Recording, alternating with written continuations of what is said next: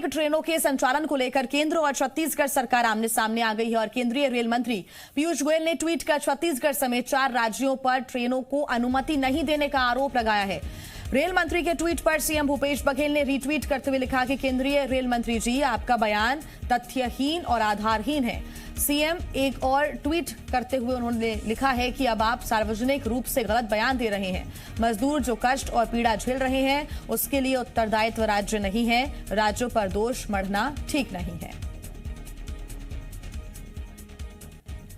श्रमिक ट्रेन के मुद्दे पर केंद्र राज्य अब आमने सामने आए। केंद्रीय रेल मंत्री पीयूष गोयल ने ये ट्वीट किया है। छत्तीसगढ़ समेत 4 राज्यों पर ट्रेनों को अनुमति नहीं देने का आरोप लगाया है और उसके बाद मुख्यमंत्री भूपेश बघेल का भी ट्वीट आया और उन्होंने कहा है कि आप सार्वजनिक रूप से गलत बयान दे रहे हैं। ऐसे दोष मढ़ना ठीक नहीं है राज्यों के ऊपर। ज्यादा जानकारी के साथ उसी मीडिया संवाददाता सत्य प्रकाश हमारे साथ जुड़ गए हैं। सत्य प्रकाश, हर बार हमें यह देखने को मिला है कि राज्य और केंद्र की लड़ाई होती रही है। हमेशा ही राज्य सरकार केंद्र सरकार पर निशाना साधती रही है। इससे कोऑर्डिनेशन में जो कमी है वो भी कहीं ना कहीं नजर आती है। लेकिन पीयूष गोयल का ये ट्वीट करना और उसके बाद फिर भूपेश बघेल का ट्वीट करना, पूरा मामला एक बार बताएं कि क्या कुछ चल रहा है वहां पर। देखिए, पिछले कुछ दिन पहले ऐसे खबरें सामने निकल के आ रही थी कि जो पीयूष केंद्रीय जो रेल मंत्रालय है वो कुछ स्टेशनों से, खासतौर पे गुजरात के कुछ स्टेशन से वहां से ट्रेन चलाना चाह रही है, श्रमिक ट्रेन छत्तीसगढ़ के लिए। लेकिन छत्तीसगढ़ सरकार की तरफ से जो है वो उसकी मंजूरी नहीं मिल पा रही थी किसी कारणवश, जिसके बाद से पूर्व सीएम डॉक्टर रमन सिंह छत्तीसगढ़ सरकार पर निशाना साधते नजर आए थे। लेकिन अब तब जबकि छत्तीसगढ़ सरकार की पहल पे कई सारे ट्रेनों को, श्रमिक ट्रेनों को चलाने की मंजूरी केंद्रीय रेल मंत्रालय के द्वारा मिली है। इसके साथ साथ ट्रेनें भी मुहैया कराई गई है। ये भी कहा जा रहा है कि 29 ऐसी ट्रेनें हैं जिन ट्रेनों के जरिए छत्तीसगढ़ के तमाम श्रमिक जो दूसरे राज्यों में फंसे हुए हैं वो वहां से छत्तीसगढ़ वापसी करेंगे। अभी कई सारी ट्रेनें चलनी शुरू भी हो गई है। 13 मई से ही श्रमिकों की वापसी जारी है। लेकिन इस बीच जो केंद्रीय रेल मंत्री का ट्वीट आता है, ये ट्वीट कहीं ना कहीं छत्तीसगढ़ सरकार को, खुद सीएम भूपेश बघेल को चौंकाने वाला था। और यही वजह कि सीएम भूपेश बघेल ने एक तो रिट्वीट किया रेल मंत्री के ट्वीट को और तथ्यहीन और आधारहीन बताया उनके जो जानकारी है उसको, और उसके साथ साथ उन्होंने दूसरा भी ट्वीट किया और दूसरा ट्वीट करके उन्होंने संघीय ढांचे की याद दिलाई और ये भी कहा कि ये राज्य का उत्तरदायित्व तो नहीं है। मतलब कहने की ये कोशिश थी कि ये केंद्र का उत्तरदायित्व है कि श्रमिक जो अलग अलग राज्यों में फंसे हैं उन्हें कैसे उनके गंतव्य तक पहुंचाया जाए। हालांकि इन ट्वीट्स की में आमने सामने जिस तरह से केंद्र सरकार और राज्य सरकार दिख रही है वो इस बात का भी कहीं ना कहीं प्रमाण दिखाई दे रहा है कि कहीं ना कहीं कोई ना कोई मसला अभी भी विशेष ट्रेनों को लेकर जो श्रमिकों के लिए चलाई जा रही है उलझा है। देखिए, राज्य सरकार लगातार इस बात को कहने की कोशिश कर रही थी, लगातार ये मांग कर रही थी कि अधिक से अधिक ट्रेनें राज्य सरकार को दी जाए। राज्य सरकार स्तर पर सीएम भूपेश बघेल ने ट्वीट के जरिए ये भी जानकारी दी है कि उन्होंने रेलवे को ट्रेनों के लिए कितना किराया भुगतान किया है, क्योंकि छत्तीसगढ़ सरकार ये साफ कर चुकी है कि वो मजदूरों के किराया खुद देगी, छत्तीसगढ़ सरकार वहन करेगी। कांग्रेस पार्टी स्तर पे भी इसके लिए चंदा इकट्ठा कर रही है। लेकिन ऐसे में भी ट्रेनों को मंजूरी ज्यादा से ज्यादा नहीं मिल पा रही है। ये कहीं ना कहीं राज्य सरकार की पीड़ा है और वो कहीं ना कहीं जिस तरह से ट्वीट आया है केंद्रीय रेल मंत्री का, उस पर निशाना साध के उसे जाहिर करते हुए और जिस तरह के बयान दिए गए हैं उसे उसके पे पलटवार करते हुए सीएम भूपेश बघेल कहीं ना कहीं दिखाई दे रहे हैं। जी हाँ, लेकिन सत्यप्रकाश, बात यहीं पर अटक जाती है कि जो कांग्रेस शासित प्रदेश है वहां तक भी ट्रेनें पहुंच रही हैं, लेकिन यहां पर कोऑर्डिनेशन की कमी आ रही है। अब जो दूसरे प्रदेश हैं, क्या वहां तक केंद्र सरकार के द्वारा ट्रेनों की जो संख्या है वो बढ़ाई जा रही है? और ये आरोप लगातार कांग्रेस भी लगा रही है। कांग्रेस की क्या प्रतिक्रिया है अभी छत्तीसगढ़ में?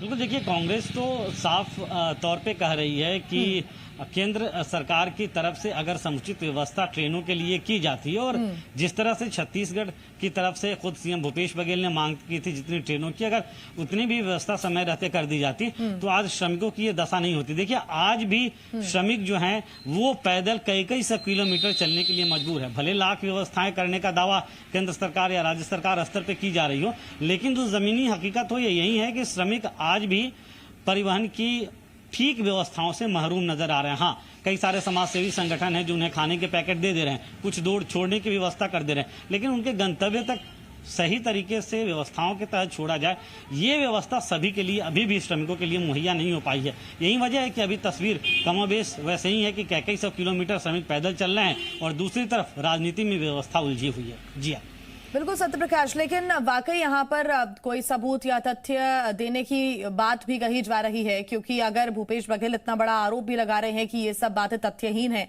और उसके बाद केंद्र की तरफ से सीधा ट्वीट आता है और उसमें बंगाल, राजस्थान, छत्तीसगढ़ और झारखंड की बात की जाती है, यानी कि कोई वाकई मसला है जो सबके सामने नहीं आ रहा है। कोई तो ऐसी बात है जो कि केंद्र और राज्य के बीच अभी फंसी हुई है, जिसका सॉल्यूशन नहीं निकल के सामने आ पा रहा है। सिर्फ आरोप लग रहे हैं और परेशान मजदूर और श्रमिक हो रहे हैं।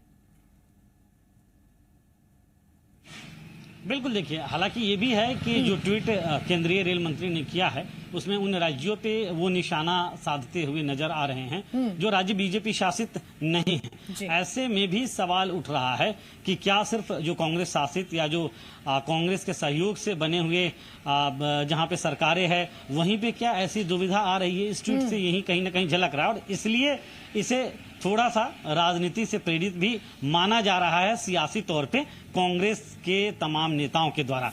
ये भी एक बड़ी वजह है कि तुरंत से जैसे ही ट्वीट रेल मंत्री का आया उसके बाद सीएम भूपेश बघेल ने भी उसको रिट्वीट करके उस पर अपनी प्रतिक्रिया दी और तथ्यहीन आधार नहीं बताया। देखिए, इसके साथ साथ जो सीएम ने ट्वीट किया है उसके साथ साथ उन्होंने एक आंकड़े भी देने की कोशिश की है। उस आंकड़े में ये भी जानकारी देते हुए नजर आ रहे हैं कि कितनी ट्रेनों की 30 ट्रेनों की मांग की गई, लेकिन 14 ट्रेनों की अनुमति मिली। हालांकि कुछ और की अनुमति की खबरें आज सुबह आई थी निकल के, लेकिन इसके साथ साथ बिल्कुल सत्यप्रकाश, आपको रोकना चाहेंगे। शिवरतन जी हमारे साथ जुड़ गए हैं, बीजेपी विधायक। शिवरतन जी, बहुत स्वागत है आपका जीएमपीसीजी में। जी धन्यवाद। शिवरतन जी, पीयूष गोयल जी ट्वीट करते हैं और कहते हैं कि पश्चिम बंगाल, राजस्थान, छत्तीसगढ़, झारखंड ये वो राज्य हैं जो कि 300 स्पेशल ट्रेन चलाने की तैयारी है, वो राजी नहीं हो रहे हैं राज्य, और यही वजह है कि पीड़ा उठाने की पूरी मजबूरी है और पैदल चल रहे हैं जो किसान हैं, मजदूर हैं, श्रमिक हैं, उन तक लाभ नहीं मिल पा रहा है। तो क्या वाकई आपको लगता है कि इसमें राज्य की गलती है, केंद्र की नहीं?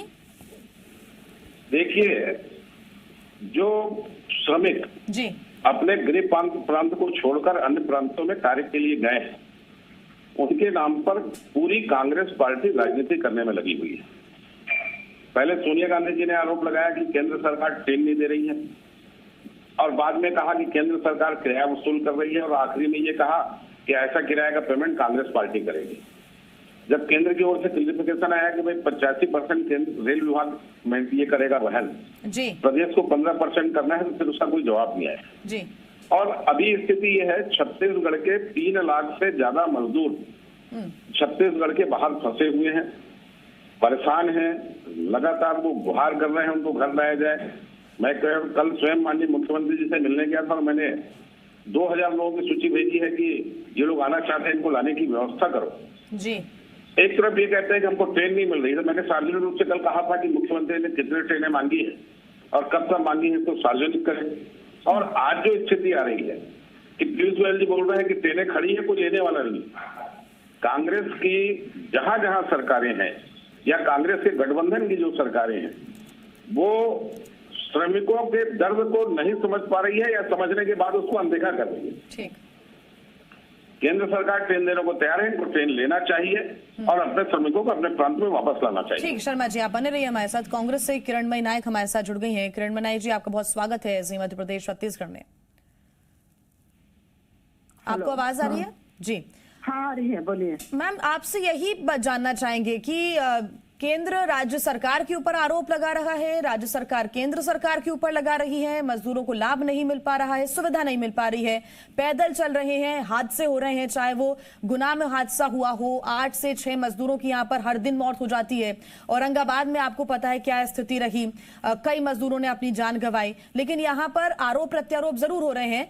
राज्य कह रहा है कि हमें ट्रेन चाहिए लेकिन केंद्र नहीं दे रहा, केंद्र कह रहा है हम दे रहे हैं लेकिन राज्य ले नहीं रहे।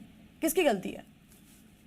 देखिए मैम, जो रेल मंत्री हैं उनको माननीय भूपेश बघेल जी लगातार पत्र लिख रहे हैं जी। और जब इन्होंने ट्रेन देने की शुरुआत की थी तो पहले यूपी और बाकी जो भाजपा शासित राज्य हैं उनको उन्होंने प्राथमिकता में रखा। सबसे पहली बात तो ट्रेन देने की ये नौबत आई क्यों?